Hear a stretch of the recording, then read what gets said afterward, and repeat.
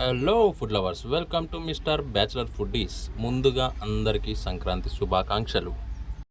సంక్రాంతి అనగానే ఫస్ట్ అందరికీ గుర్తొచ్చేది మన ఆంధ్రాలో జరిగే కోడి పందాలండి. మామూలుగా ఉండవు. తర్వాత మన ఇంట్లో చేసుకునే పిండి వంటలు.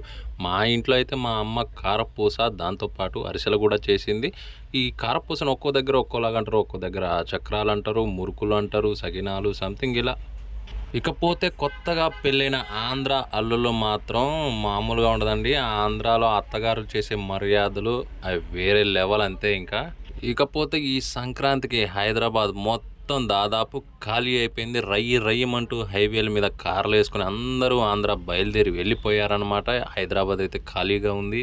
ఆంధ్రాలో మాత్రం ప్రతి ఇంట్లో వాళ్ళ కూతుళ్ళు, అల్లుళ్ళు మరియు ఇంకా వాళ్ళ పిల్లలు వాళ్ళు చేసే అల్లరితో హడావుడిగా హ్యాపీగా ఆడవాళ్ళంతా కలిసి పిండి వంటలు చేస్తుంటే, అల్లుళ్ళు మాత్రం వాళ్ళ బామర్దులతో కలిసి కోడి పందాలకు వెళ్ళి చాలా అంటే చాలా ఎంజాయ్ చేస్తున్నారు. ఇకపోతే మా ఇంట్లో మా అమ్మ చేసిన కారపూసప్పుడు మాత్రం కొంచెం సేపు అయితే హెల్ప్ చేశాను. తర్వాత అరిసెలు చేసినప్పుడు మాత్రం ఖచ్చితంగా నేను లేనిది పని జరగదు అక్కడ. ఎందుకంటే ఆ పాకంలో పిండి కలపాల్సింది మాత్రం ఖచ్చితంగా నేనే.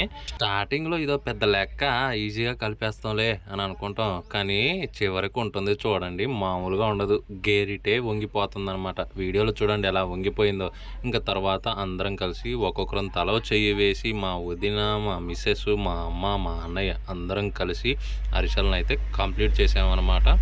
అలాగే ఈ సంక్రాంతిని మీరు ఎలా సెలబ్రేట్ చేసుకున్నారో, ఏ పిండి వంటలు చేసుకున్నారో ఖచ్చితంగా కమెంట్ అయితే చేయండి. అలాగే వీడియో నచ్చితే ఒక లైక్ వేసుకొని సబ్స్క్రైబ్ కూడా చేసుకోండి.